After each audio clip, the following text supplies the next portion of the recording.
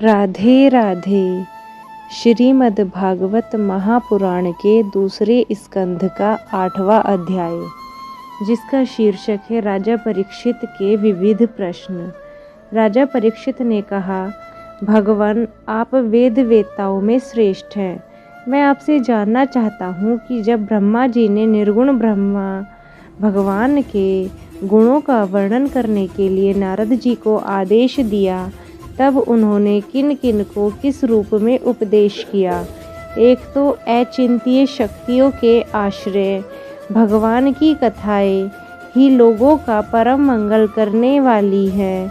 दूसरे, देवऋषि नारद का सबको भगवत दर्शन कराने का स्वभाव है। अवश्य ही आप उनकी बातें मुझे सुनाइए। महाभाग्यवान शुकदेव जी, आप मुझे ऐसा उपदेश कीजिए कि मैं अपने आसक्ति रहित मन को सर्वात्मा भगवान श्री कृष्ण में तन्मय करके अपना शरीर छोड़ सकूं। जो लोग उनकी लीलाओं का श्रद्धा के साथ नित्य श्रवण तथा कथन करते हैं, उनके हृदय में थोड़े ही समय में भगवान प्रकट हो जाते हैं। श्री कृष्ण कान के छिद्रों द्वारा अपने भक्तों के भाव में हृदय कमल में जाके बैठ जाते हैं, और जैसे शरद ऋतु जल का गेंदलापन मिटा देती है, वैसे ही वे भक्तों के मनोमल का नाश कर देते हैं। जिसका हृदय शुद्ध हो जाता है, वह श्री कृष्ण के चरण कमलों को एक क्षण के लिए भी नहीं छोड़ता। जैसे मार्ग के समस्त क्लेशों को छोड़कर घर आया हुआ पथिक अपने घर को नहीं छोड़ता। भगवान जीव का पंचभूतों के साथ कोई संबंध नहीं है, फिर भी इसका शरीर पंचभूतों से ही बनता है।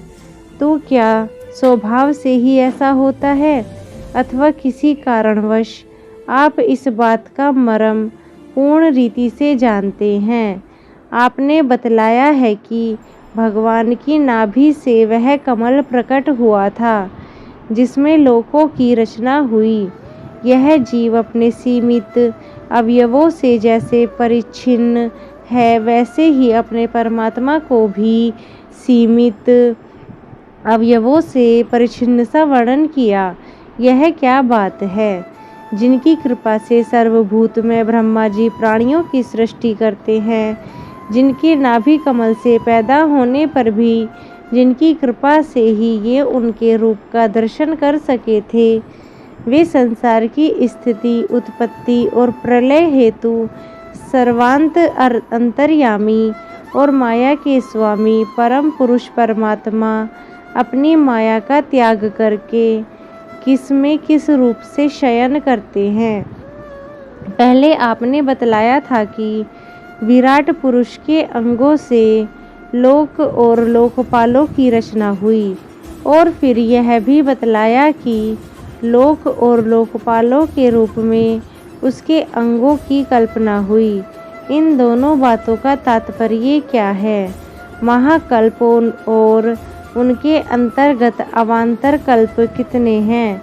भूत, भविष्यत और वर्तमान काल का अनुमान किस प्रकार किया जाता है? क्या स्थूल देहाभिमानी जीवों की आयु भी बंधी हुई है?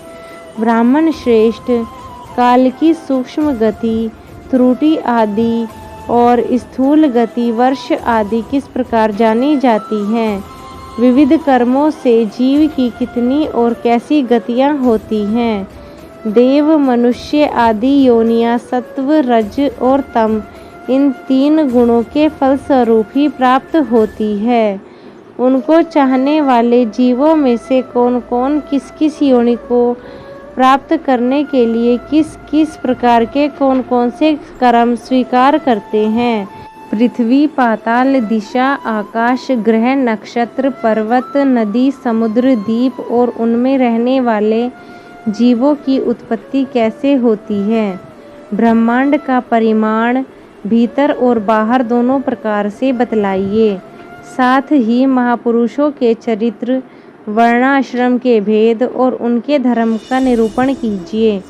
युगों के भेद, उनके परिमाण और उनके अलग अलग धर्म तथा भगवान के विभिन्न अवतारों का परम आश्चर्य में चरित्र भी बतलाइए। मनुष्यों के साधारण और विशेष धर्म कौन कौन से हैं? विभिन्न व्यवसाय वाले लोगों के, राजऋषियों और विपत्ति में पड़े हुए लोगों के धर्म का भी उपदेश कीजिए। तत्वों की संख्या कितनी है? उनके स्वरूप और लक्षण क्या हैं? भगवान की आराधना की और आध्यात्म योग की विधि क्या है? योगेश्वरों का क्या क्या ऐश्वर्य प्राप्त होते हैं तथा अंत में उन्हें कौन सी गति मिलती है? योगियों का लिंग शरीर किस प्रकार भंग होता है? वेद, उपवेद, धर्मशास्त्र, इतिहास और पुराणों का स्वरूप एवं तात्पर्य क्या है? समस्त प्राणियों की उत्पत्ति, स्थिति और प्रलय कैसे होता है?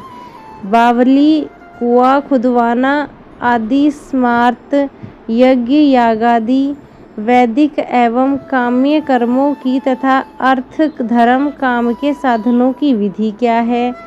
प्रलय के समय जो जीव प्रकृति में लीन रहते हैं उनकी उत्पत्ति कैसे होती है? पाखंड की उत्पत्ति कैसे होती है? आत्मा के बंध मोक्ष का स्वरूप क्या है और वह अपने स्वरूप में किस प्रकार स्थित होता है? भगवान तो परम स्वतंत्र है, वे अपनी माया से किस प्रकार क्रीड़ा करते हैं और उसे छोड़कर साक्षी के समान उदासीन कैसे हो जाते हैं? भगवान, मैं यह सब आपसे पूछ रहा हूँ, मैं आपकी शरण में हूँ। महामुने, आप कृपा करके क्रमशः इनका तात्विक निरूपण कीजिए। इस विषय में आप स्वयंभू ब्रह्मा के समान परम प्रमाण हैं। दूसरे लोग तो अपनी पूर्व परंपरा से सुनी सुनाई बातों का ही अनुष्ठान करते हैं। ब्रह्मान, आप मेरी भूख प्यास की चिंता न करें।